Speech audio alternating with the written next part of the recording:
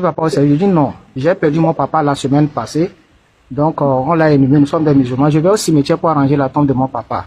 Vu ce qui se passe là-bas, on enlève les tombes, tout. Et je dis non, viens, croise-moi chez ton papa, chez ton patron. Je dis non, je ne suis pas de service aujourd'hui et je ne suis pas censé aller au service. Il dit c'est sur les ordres du DG. Je dis mais, si le DG t'envoie, va directement voir l'autorité, va les policiers vont t'introduire. Parce que je suis le seul gendarme avec 4 policiers. Policier de service, toi tu vas, tu n'es pas de service. C'est comme tu viens forcer le policier. Je ne veux pas aller. Il dit ok, je te reviens. Après, l'officier m'appelle, croise-moi au camp. C'est là, il me demande, tu utilises quelle arme? Bon, je donne le nom de mon arme. Il dit que viens avec ton arme. C'est là, je sens qu'il y a quelque chose qui ne va pas. Je leur demande, il y a quoi? Il me dit non, que viens avec ton arme. Je sors, j'appelle les collègues pour l'escorte pour leur demander si on les a appelés. Tout le monde dit non. Et je cours au camp. J'ai fait 15 minutes de chez moi pour arriver au camp. Je suis arrivé, je l'appelle, que je suis là. Il me dit qu'il arrive. Donc c'est le moment là que lui devait quitter l'ancienne direction de Decon pour venir à la nouvelle direction de Seco. Donc j'étais là 1 heure de temps après que l'officier n'arrive. Il arrive, il me dit sur mon bureau, on rentre au bureau, il me demande qu'est-ce qui se passe dans ton poste. Je dis il n'y a rien. Que tu es sûr qu'il n'y a rien? Je dis oui. On m'a demandé de te relever. Est-ce qu'il y a un souci avec ton patron? Je dis non. Mon patron se passe bien. Hier même, on a fini à 20h. Mon patron m'a libéré. Il dit d'être à l'écoute. Au cas où on l'appelle à Lomé 2, il va me faire signe que je l'accompagne à Lomé 2. Mais il ne m'a pas fait signe. Il dit ok, on m'a dit de te relever. Du coup, il a reçu un coup de fil. Donc, le colonel dit oui, mon colonel, il est avec moi. On dit ah, il me dit de lui suivre. On rentre dans sa voiture. L'officier cherche à me dire, il me dit d'amener mon arme. Je dis, mais pourquoi vous voulez prendre mon arme? Il dit, c'est les ordres. Je dis, ah, quel ordre? Il dit, ah, que donne-moi ton arme. J'ai enlevé mon chargeur, je lui ai remis l'arme. Après, il dit, donne-moi ton portable. Il prend le portable et il me conduit directement au Cyclic. Nous sommes arrivés au Cyclic. Un jeune lieutenant 2012 me voit. Il me dit, c'est lui. On dit oui. Il dit, sur moi. Je le suis au bureau. Il me demande, tu sais pourquoi on t'a amené ici? Je dis non. Il prend mon portable, il fouille, il ne voit rien. Après, il me montre la photo de Egunche Béanzin. Si je le connais. Je dis, je le vois sur les réseaux. Il me dit, il y a quoi entre vous? Je dis, il n'y a rien. Il n'y a rien. Que tu es sûr que tu ne changes pas avec le monsieur. C'est là que je lui fais savoir que courant octobre 2022, ce que je vous dis, 2022, moi j'étais là quand un collègue m'a envoyé un lien Facebook où Béanzin faisait une vidéo pour soutenir les forces de l'ordre. Ce qui se passait au nord, courant 2022, ce qui s'était passé au nord. Et c'est là, le monsieur m'a expliqué. J'ai suivi la vidéo, j'ai trouvé ça intéressante et je me suis abonné à Béanzin. Donc à chaque fois que le monsieur poste sa vidéo, je reçois ça. Et un jour, le monsieur a fait un post où il décidait d'aider nos collègues qui ont perdu leur vie au champ. La famille de nos collègues. Il va les prendre en charge. Et qu'il a déjà même envoyé de l'argent à une famille où il a même posté la vidéo. J'ai trouvé la vidéo là très intéressante. Et j'ai cliqué pour les féliciter. Maintenant, en cliquant, ça m'a mené directement dans WhatsApp. Et j'ai dit félicitations pour tout ce que vous êtes en train de faire. C'est tout. Donc, ils ont cherché à interpeller tous ceux qui ont été en contact avec Béanzin. Et c'est là que je fus interpellé. C'est là qu'ils me montrent une liste que je ne suis pas seul, que nous sommes nombreux. Mais ils sont en train de mener les enquêtes. Je dis non, moi je l'ai écrit sur ma félicitation. Ça s'est limité là-bas. La personne ne m'a même pas répondu. C'est après des jours que je reçois maintenant un message et dit que je fais ça pour soutenir l'effort de l'ordre. Et ça s'est limité là-bas. Maintenant, il me repose la question qu'en fin d'année, le Béanzin m'a envoyé combien? Je dis, mon lieutenant, ça s'est limité là-bas. Jusqu'aujourd'hui, moi, je n'ai plus le numéro de la personne. C'est que mon père était tellement souffrant que je viens même de l'enterrer. Donc, je n'étais même plus sur les réseaux sociaux. Il dit, de toutes les façons, on est en train de me donner les investigations et on verra. Il fait le compte rendu. Là, il me demande de le suivre. Je sors, on me fait embarquer et direction la grande porte. L'autre fois, j'ai suivi un live où le commandant parlait de la grande porte. Quand on parle de la grande porte de la gendarmerie, c'est quand tu vas rentrer que tu sauras. On m'amène là-bas. J'ai demandé au moins à contacter ma famille, tout. Ils ont refusé. Et c'est là que je rentre à la grande porte. On me demande après ma déclaration. Je fournis la déclaration, j'ai tout donné. Et le lendemain maintenant, on fait venir 5 autres personnes, 5 éléments, rien que des jeunes, qui sont interpellés depuis le nord au front même pour venir m'ajouter là-bas. Donc on était au total 6. Le jour que j'étais rentré en tôle, après on appelle le comme-tôle. Il vient, ouvre la porte et me donne un portable, qu'on veut me parler. Et c'était l'officier en question. Il me demande si je suis réellement sûr que c'est tout ce que j'ai écrit au monsieur. Je dis, je jure au nom de Dieu et de mon père que je viens d'enterrer. Je n'ai rien, à part félicitations que j'ai écrit à Béanzin. Qu'ils vont restaurer les choses et que comme j'ai pris les messages dans mon portable, parce que j'ai changé de portable, il n'y avait rien. Qu'ils vont tout restaurer. Je dis, il n'y a pas de problème. Il n'y a pas de problème, faites tout. Donc moi, je comptais sur le fait qu'ils vont mener les enquêtes et que la vérité va s'en sortir. Mais hélas, c'est là, quelques jours après, on amène ma punition, où on écrit sur ça, incitation à la révolte et divulgation des secrets professionnels. C'est là que je dis non. Je n'ai pas divulgué de secrets professionnels, je n'ai pas incité qui que ce soit à une révolte. Si j'ai fait script 3 ans, je n'ai pas divulgué les secrets professionnels, étant même OPJ, c'est là-bas que j'ai eu mon diplôme d'OPJ, ce n'est pas une tierce personne à qui que je ne connais pas que je vais divulguer un secret. J'ai travaillé avec un ministre qui est toujours discret durant 7 ans. Vous m'appelez depuis le camp pour que je donne les informations sur mon patron, je ne donne pas. Le DG de la gendarmerie, l'ancien DG m'a appelé un jour au bureau, me menacer que pourquoi mon patron voyage des fois que je ne lui rends pas compte. Qu'à partir d'aujourd'hui, si mon patron sort du pays et que lui, il n'est pas au courant, il va me changer. Mais malgré ça, je ne rends pas compte. Je ne suis pas allé pour espionner le patron. Je suis allé pour sa sécurité. Je suis allé pour sa sécurité, ce n'est pas pour espionner la personne. Aujourd'hui, peut-être mon patron va savoir que c'est ça. Donc, ce n'est pas une tierce personne que je ne connais pas que je vais fournir ça. J'ai refusé de signer la punition. On a ramené ça. Le lendemain, on amène, on me dit que pour tout éviter, il faut signer, là, ça va passer. C'est là qu'il est obligé de signer.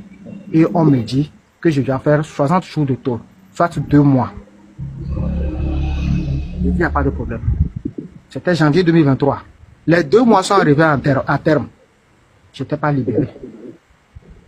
45 jours. Tu demandes qu'est-ce qui ne va pas, on ne te dit rien. Tu es là seulement. Jusqu'à...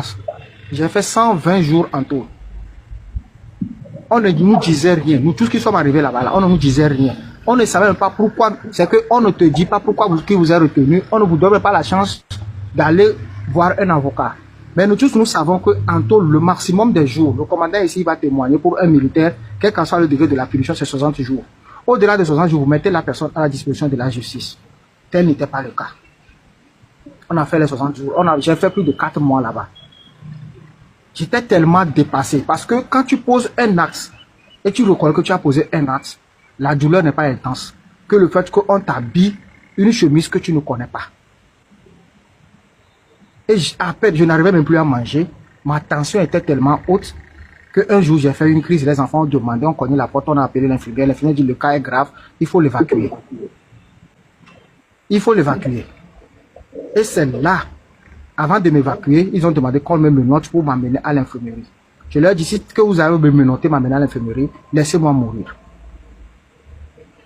Laissez-moi mourir en tout. Parce que je n'ai pas volé, je n'ai pas tué.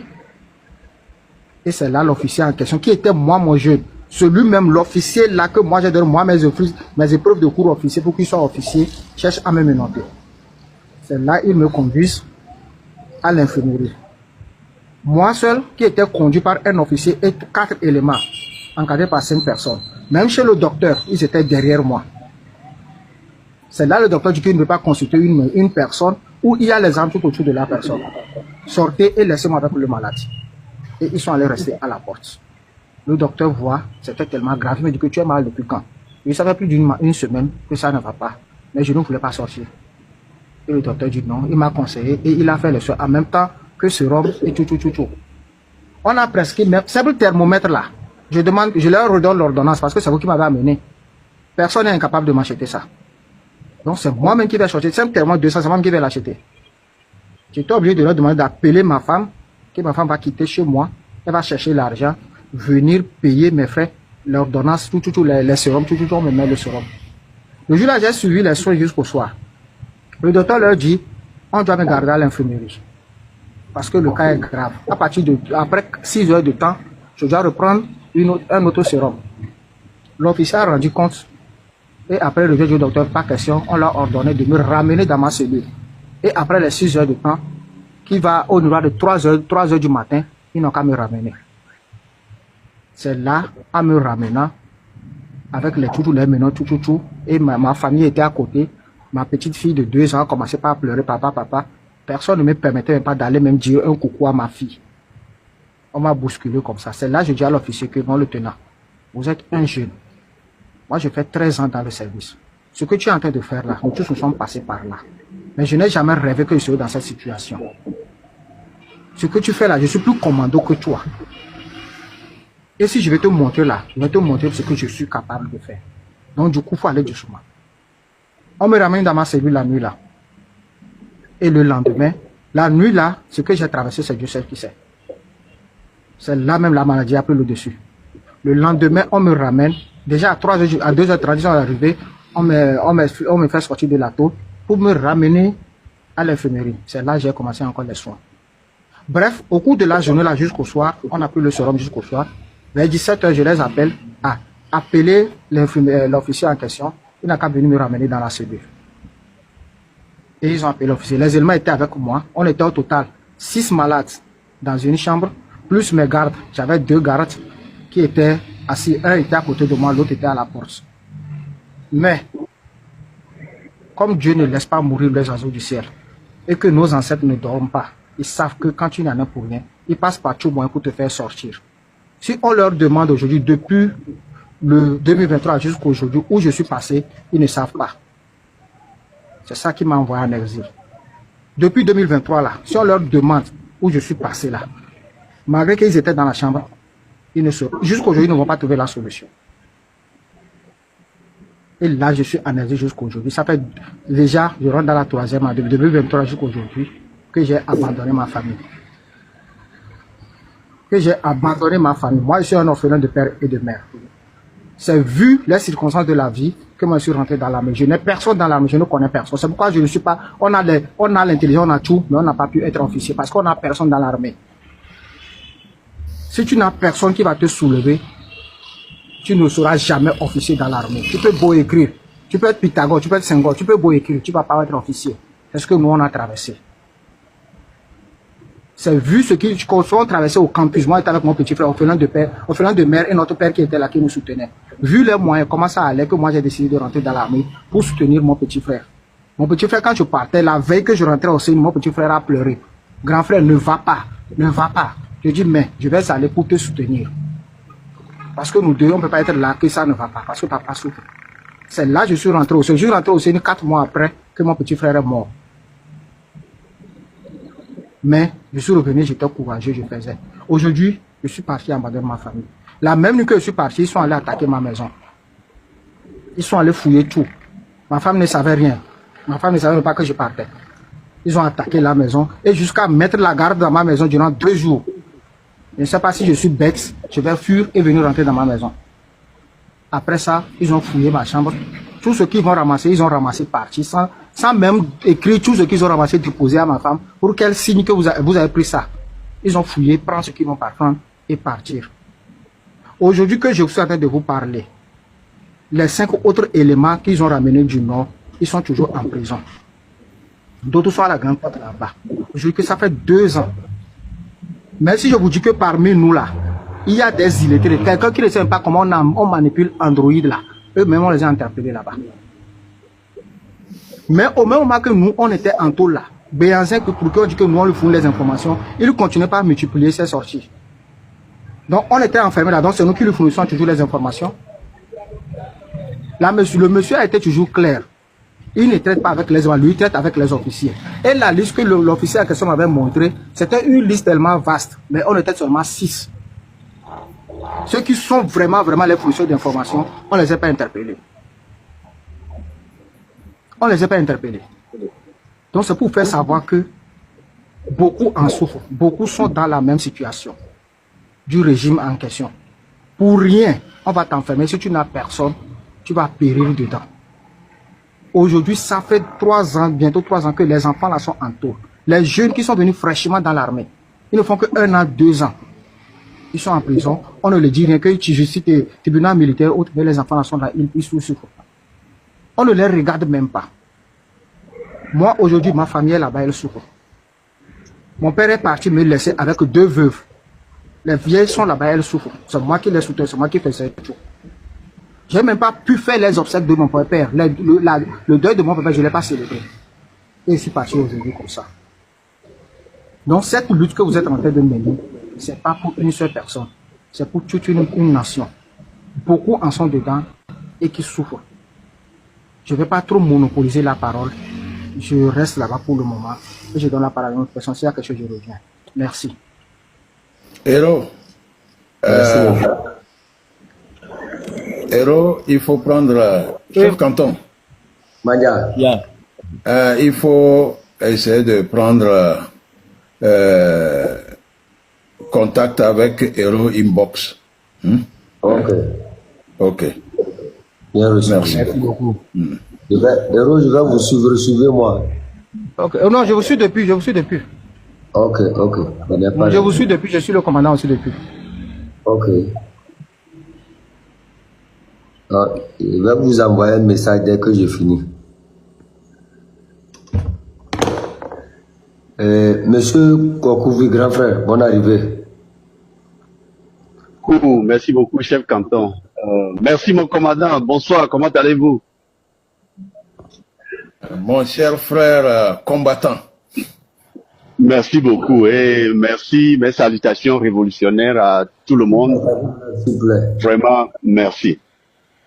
Je voudrais commencer d'abord pour rassurer mes frères et sœurs engagés que depuis le 7, ils ne m'ont plus vu ou suivi dans des lives parce que mon compte dans la nuit du 6 a été bloqué là. J'ai eu tellement de restrictions, je ne peux plus intervenir en live. Donc j'utilisais mon compte, l'autre compte là, le plan B compte là. Donc finalement j'ai décidé de le garder de côté et assumer jusqu'à la fin de ma suspension. Lorsque le compte sera restauré dans sa totalité, là je vais reprendre mes activités. Et voilà, aujourd'hui c'est fait et je suis revenu. Écoutez, je voudrais rappeler à tout le monde, à tout un chacun d'entre nous engagés pour la restauration de la dignité du Togolais, que le combat ne fait que commencer. Rien n'est parfait dans la vie et rien ne le sera. Jamais.